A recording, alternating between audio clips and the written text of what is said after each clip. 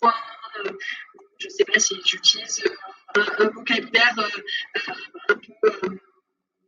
un peu trop expert ou autre, surtout n'hésitez pas à m'interrompre. Donc, le principe déjà, est-ce que certains d'entre vous connaissent l'organisation ou sont déjà l'entreprise à mission?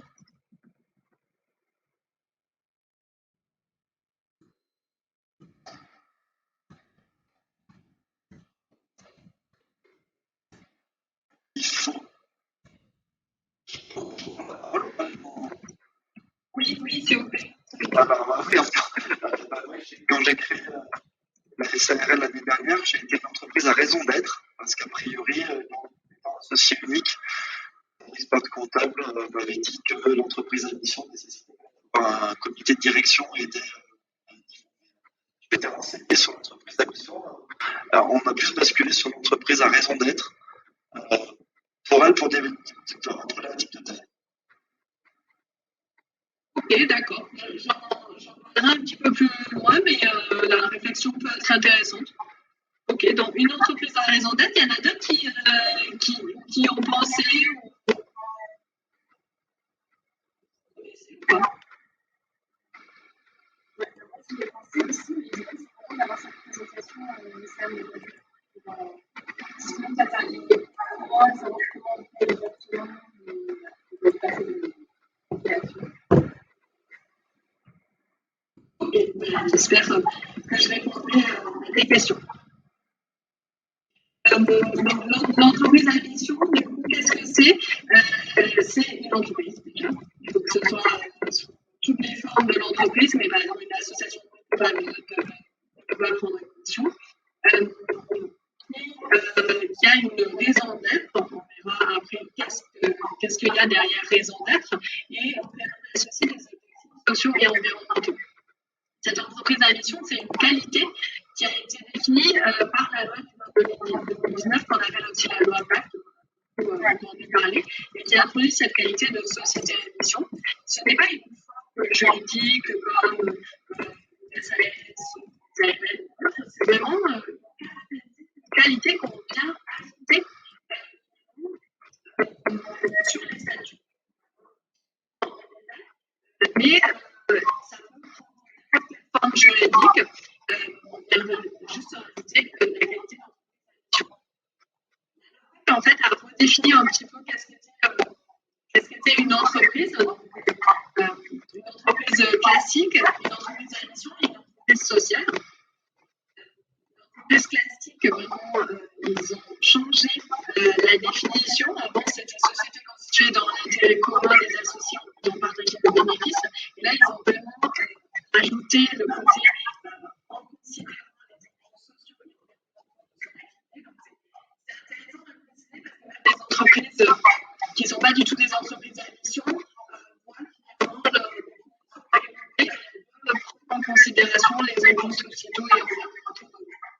Et de l'autre côté, on a les entreprises sociales, qu'on appelle aussi l'ESS, l'économie sociale et solidaire.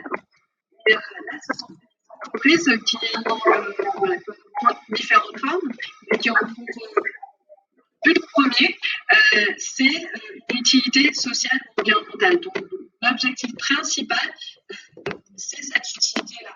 Ça peut être, par exemple, une entreprise qui vient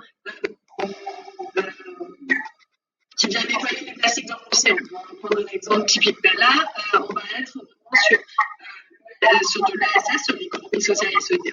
Et puis, entre les deux, jusqu'à la loi Pacte, il n'existait rien du tout pour caractériser des entreprises qui étaient engagées, mais dans l'utilité de l'organisation de l'entreprise n'était pas de résoudre un problème environnemental ou sociétal. Et la loi Pacte a introduit cette qualité d'entreprise à mission pour ça, en le définissant par une lettre plus objective et plus potentiellement comité de mission. Avec une particularité, c'est que l'entreprise à mission, du coup, n'est pas en contradiction avec la recherche de profit. C'est une entreprise qui peut tout à fait être rentable et durable.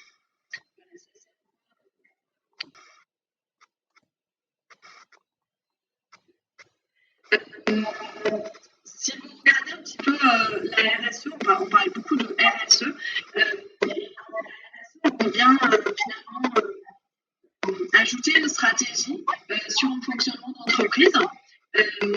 La raison d'être, on va être de manière un petit peu plus stratégique, définir pourquoi est-ce que l'entreprise existe, pourquoi qu'est-ce qu'elle apporte au niveau sociétal et au niveau environnemental. Donc, effectivement, l'entreprise à mission nous permet d'ajouter une raison d'être à notre entreprise avec des principes et y affecter des moyens pour pouvoir réaliser cette raison d'être. C'est vraiment la mission même. Et la mission telle qu'elle est définie par la loi Pacte, c'est à la fois la raison d'être et le fait qu'on y associe des objectifs, potentiellement la vérification par un tiers, la déclaration ouverte. C'est le fait finalement d'avoir un certain nombre de conditions et de vérifications qui assurent que la mission, que l'entreprise en fait, donne les moyens pour que la mission soit mise en place, pour que les objectifs qui ont été définis par l'entreprise avancent bien. Un petit aparté là sur différents niveaux stratégiques. Moi personnellement, je trouve que l'entreprise à mission est une solution qui est vraiment intéressante pour les petites entreprises, en comparaison par exemple à des labels, parce que les labels, les certifications vont venir vérifier un niveau particulier sur, ils vont venir dire, ben voilà, pour avoir le label, vous devez atteindre tel niveau. L'entreprise à mission, c'est totalement différent. C'est de dire, ben, vous définissez la mission que vous voulez, la raison d'être que vous souhaitez, les objectifs que vous mettez, et le décliner en objectifs concrets au fil des années finalement. Et c'est vous qui dites, ben, voilà, par exemple, cette année-là, vis-à-vis du contexte qu'on a, ben, on va peut-être beaucoup plus avancer sur cet objectif-là. On va se fixer cet objectif concret, objectif SMART sur cet axe-là.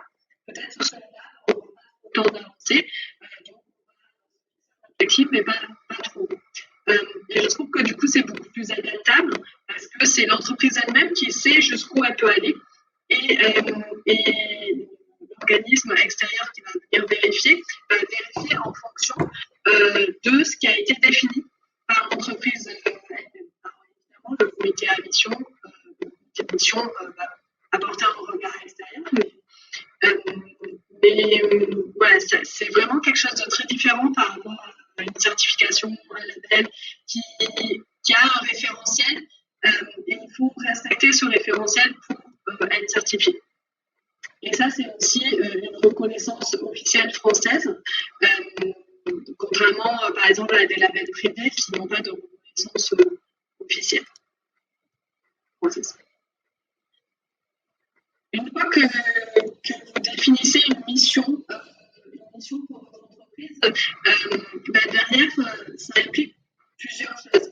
La mission, c'est un petit peu un contrat qu'on vient placer entre l'entreprise et les parties prenantes.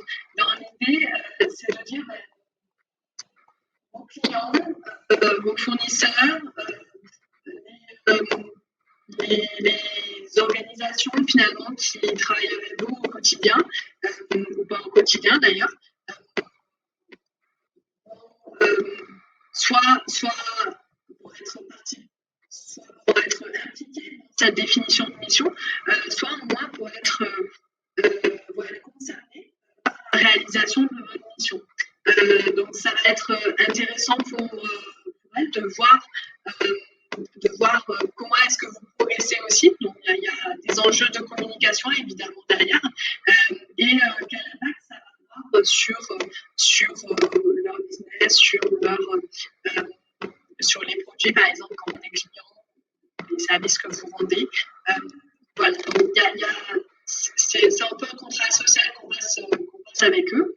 Ça développe évidemment des opportunités en termes de marché, d'innovation. Et puis, c'est un engagement qui est plutôt de long terme. Pour une raison simple, c'est que l'entreprise à mission, on le met dans les statuts de l'entreprise. On met la mission de l'entreprise avec des objectifs dans les statuts. Donc, c'est quelque chose qu'on ne va pas changer tous les 4 matins. Généralement, on le définit au moins pour 5 plus. Donc, c'est vraiment quelque chose de long terme qu'on vient de définir, qui va se décliner sur du court terme, sur, par exemple, des objectifs par an, ou voilà, ce genre de choses. Mais on apporte finalement une vision de cette mission à l'entreprise, et c'est resté fédérateur également, que ce soit pour les salariés, pour les clients ou pour les fournisseurs et toutes les personnes qui gravitent autour de notre entreprise. On va un petit peu plus sur le concret, on va une petite pause parce que je pense que c'est sûrement des questions. Comment est-ce qu'on devient entreprise à mission de manière légale? On a cette raison d'être dont je parle depuis tout à l'heure, qui est finalement une phrase. Une raison d'être, c'est une phrase, allez, 2-3 phrases pour ceux qui veulent la faire un petit peu plus longue, mais c'est représentatif finalement de cette mission forte. Et la plupart du temps, ça va être différents axes sur lesquels vous voulez agir. Et cette raison d'être et ses objectifs, vous devez les définir. Généralement, on le fait durant des ateliers, des ateliers collaboratifs pour pouvoir faire intervenir les salariés et parties prenantes. C'est assez intéressant par expérience de faire intervenir des clients ou des fournisseurs dedans, parce que ça montre aussi les enjeux respectifs de chacun et comment ils souhaitent vous aider aussi à accomplir finalement votre mission. Et puis on inscrit ces mentions-là dans les statuts de l'entreprise. Donc très concrètement, ça veut dire réaliser une annonce légale de la même manière que vous avez créé l'entreprise. Ça veut dire faire la déclaration auprès du tribunal de commerce, voilà, tout simplement. Et puis votre cabis portera la mention entreprise à mission, société à mission. Donc ça sera, vous serez identifié auprès de l'État français et également de tous ceux qui recherchent les entreprises à mission et tout. Donc ça peut être, si par exemple il y a certains de vos prospects du coup, qui ont envie de faire appel plus particulièrement à des entreprises à mission, ils peuvent se tourner vers vous. Voilà. Et puis finalement, et ça c'était un petit peu la question tout à l'heure, le comité à mission n'est pas obligatoire pour les entreprises de moins de 50 salariés. Je pense que je l'ai mis là. Il est obligatoire qu'à plus de 50 salariés. Ça veut dire que vous pouvez vous en passer, même s'il est intéressant. Le comité à mission, c'est un ensemble de personnes, ça peut aller de 3 à 15 personnes, on va dire, qu'on rassemble au moins une fois par an, 2 fois par an, pour pouvoir leur demander un avis extérieur sur comment est-ce qu'on mène la mission. Ça peut être juste une personne de l'entreprise qui est référente de mission. Son objectif est vraiment de faire le rapport annuel.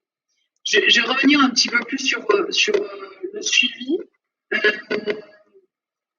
pour le développer un petit peu plus, mais est-ce que vous avez des questions sur pourquoi l'entreprise à mission, comment le devenir? Moi, j'avais une question, c'est Anne. C'est Mélanie.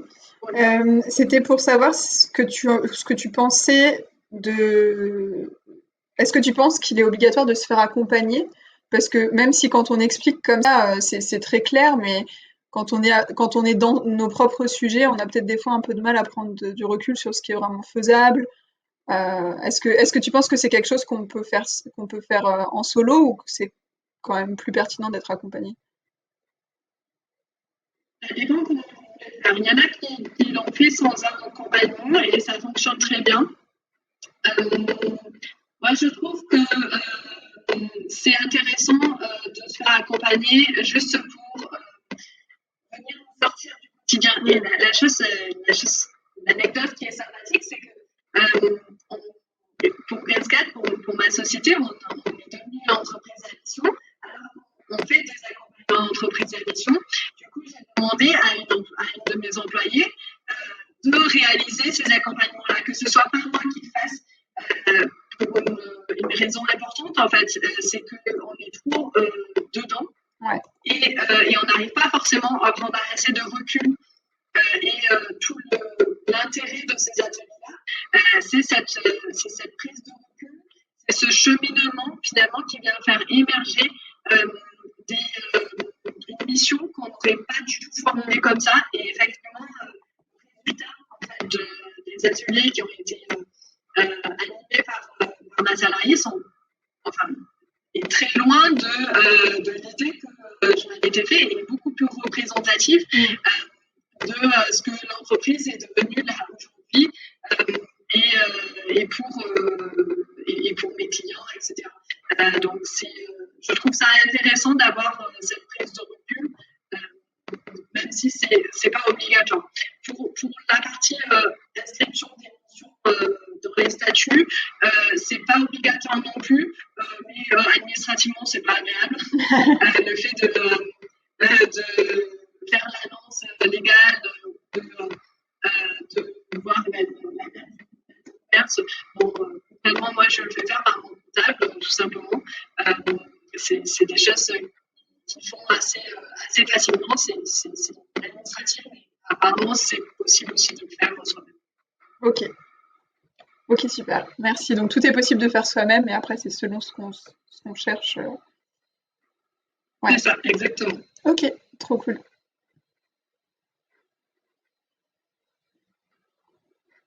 Est-ce que vous avez d'autres questions? Moi, j'ai une question, Angélique, purement organisationnelle. Avec nous, on a loupé le démarrage. Est-ce que ça a été enregistré pour pouvoir réécouter ce que tu as expliqué? Bien sûr, j'enregistre. Ce sera dans le mail récap que j'enverrai demain matin. Super.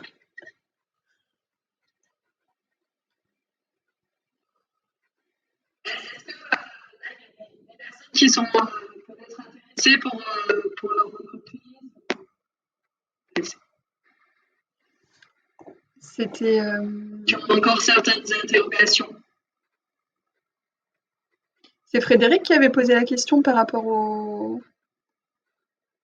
Mais tu y as répondu dans la slide d'avant.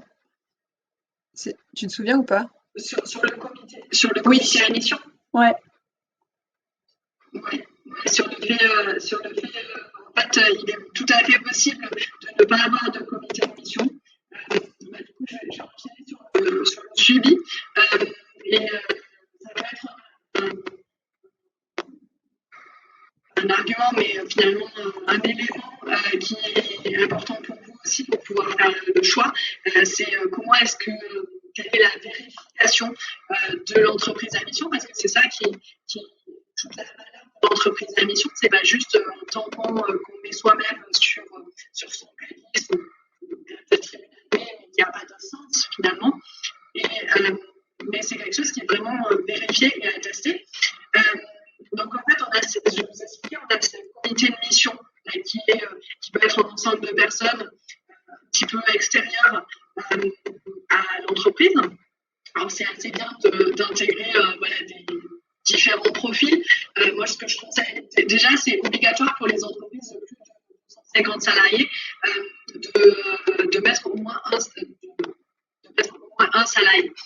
Mais je le conseille même pour les entreprises de moins de 250 salariés pour avoir la partie prenante salariée finalement dans le comité de mission et sa vision. Et on peut intégrer des fournisseurs qui sont assez engagés, des partenaires, des clients. Je trouve que ça se fait de plus en plus. Et c'est très bien parce qu'ils voient le résultat et leur perception, en fait, est très importante. Et c'est un comité de conseil. C'est un comité de conseil qui vient apporter son regard extérieur. Là, je parle plutôt qu'il y a beaucoup de petites entreprises ou indépendantes. L'idée, c'est ce comité de mission, c'est surtout des personnes qui vont être proches, qui veulent nous soutenir finalement dans votre mission, parce que quand on est une petite entreprise, on ne va pas forcément les rétribuer de manière très forte. On ne va pas du tout les rétribuer. Elles vont venir de manière bénévole, finalement, donner leur avis sur notre rapport de mission. Voilà. Typiquement, pour les petites entreprises, ça va être souvent ça, ou alors des rétributions minimales, voilà, juste pour les remercier de s'engager avec vous.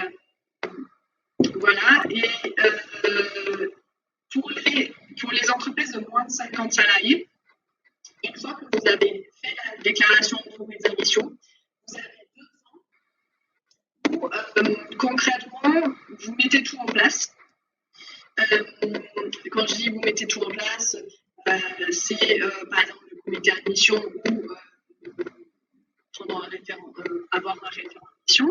Vous mettez en place également une déclinaison des objectifs sociaux et environnementaux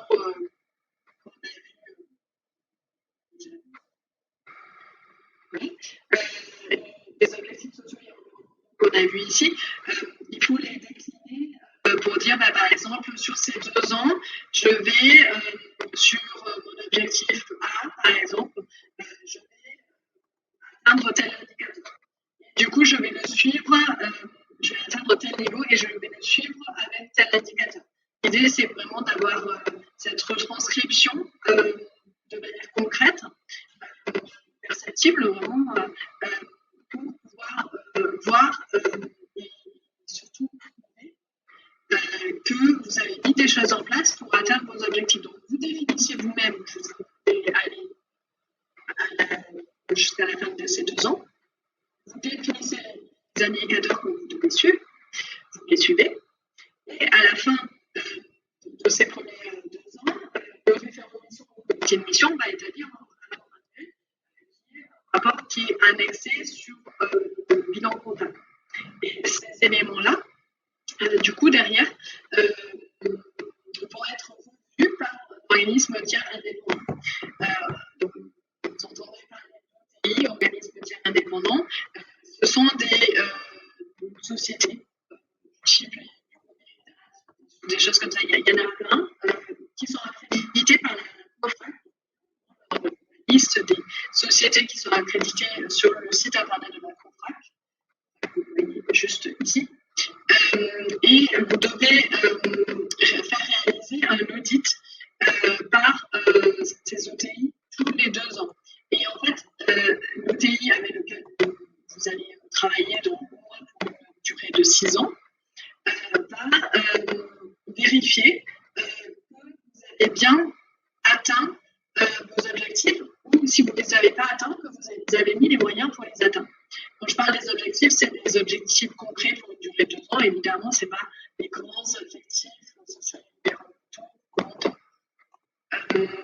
Voilà. Si il détermine que non, vous n'avez pas respecté vos engagements du tout, il a la possibilité de retirer cette qualité d'entreprise à mission. Donc ça, c'est le côté un petit peu... voilà, on tape sur la main. Vous n'avez pas été aussi loin, vous n'avez pas réalisé ce que vous avez réalisé et vous n'avez pas d'excuses en fait pour ça. Du coup, on vous retire la qualité d'entreprise à mission. Et c'est ça qui, finalement, prouve que l'entreprise à mission a une valeur forte. Et il n'est pas juste sur le cannabis. Voilà un petit peu pour ça. Donc j'avais une petite slide sur la formulation de la raison d'être pour ceux qui souhaitent la formuler eux-mêmes. La raison d'être, elle est vraiment pertinente que si elle est pertinente, mais que si elle est en corrélation avec votre activité. L'idée, c'est pas dire, imaginons, mon entreprise va réduire les impacts sociaux et environnementaux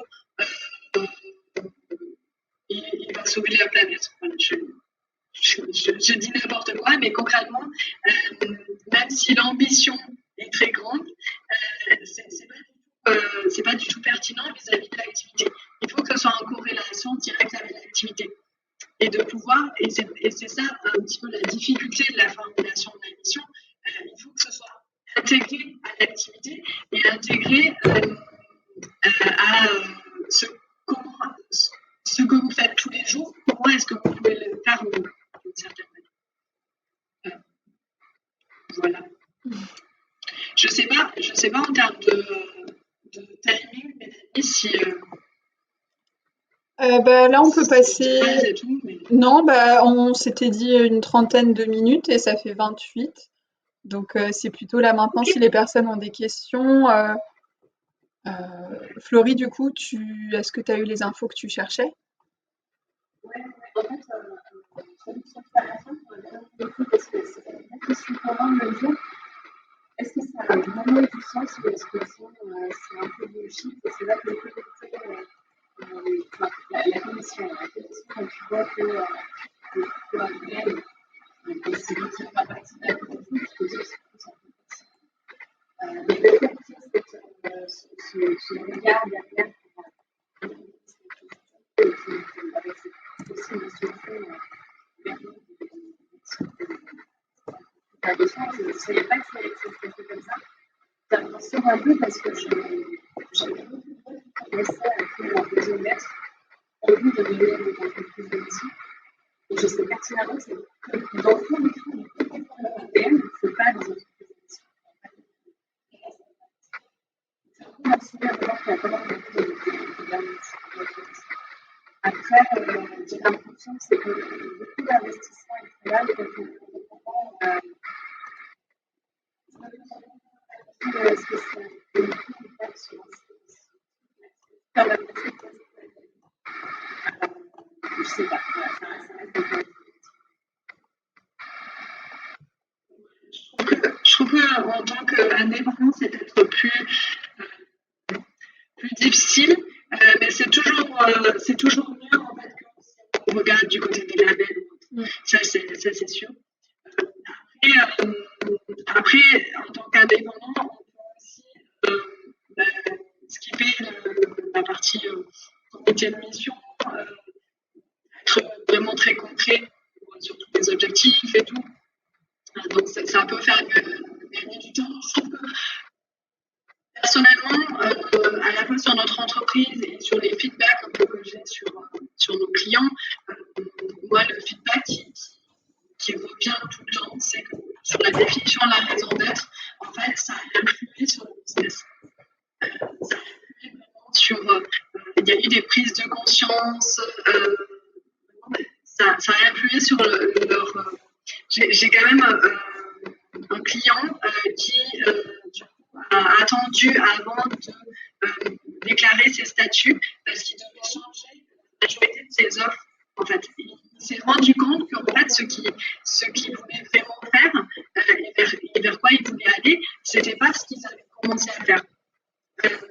Et donc, voilà, c'était assez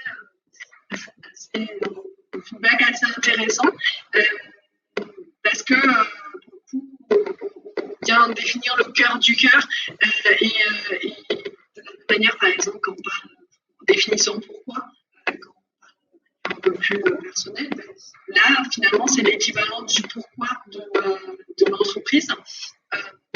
Donc voilà, je trouve que même l'aller-retour, finalement, de qu'est-ce qu'on en fait derrière dans son business derrière et le fait qu'on puisse vraiment l'utiliser et que les objectifs ne soient pas uniquement des objectifs séparés parler d'une démarche RSE et des objectifs business, les deux se rejoignent. Voilà, je trouve ça assez pertinent. Et juste pour terminer sur la partie OTI, ouais, totalement, la vérification, je pense qu'il y a eu des entreprises à mission, des personnes qui ont sur l'entreprise à mission sans forcément savoir qu'il y avait derrière des vérifications OTI ou sans forcément savoir qu'est-ce qu'ils devaient faire derrière. Je pense que typiquement dans 2 ans, même moins, beaucoup de personnes vont être rattrapées et il y en a qui vont perdre leur qualité de société à mission, même si au final, c'est pas forcément difficile de la garder. S'ils n'ont pas fait de démarche, ça ne va pas passer. Quoi.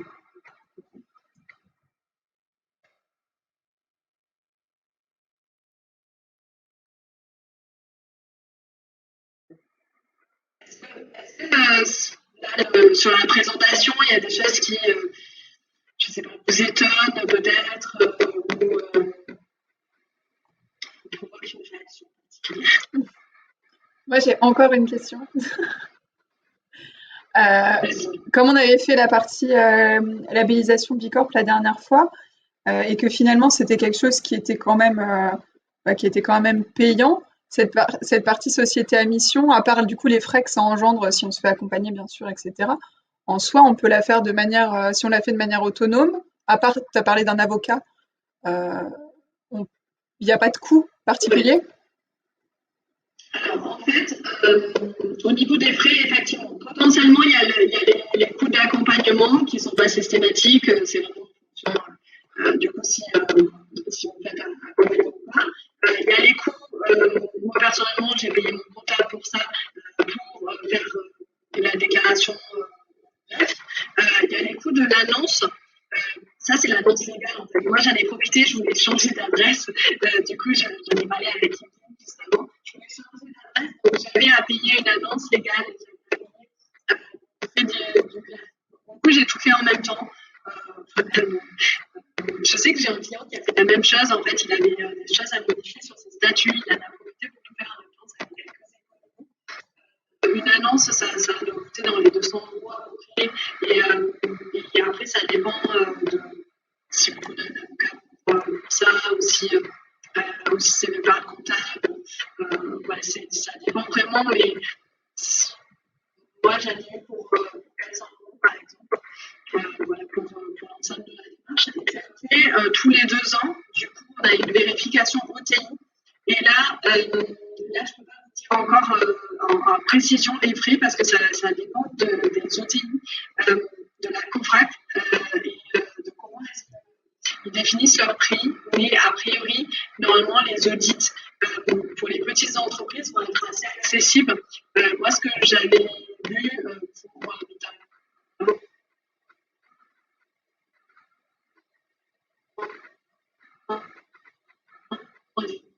client qui dit, c'est qu'il avait. Voilà, donc c'est ça comme budget, voilà, par exemple 1 000 € pour tous les 2 ans. Ok. Ok, très clair.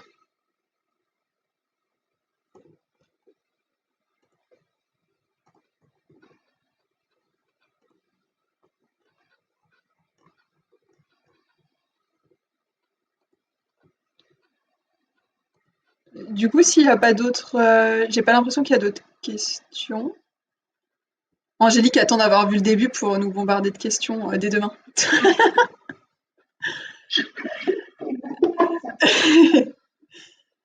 Si vous... On en reparle avec plaisir, Angélique. D'accord, super, super.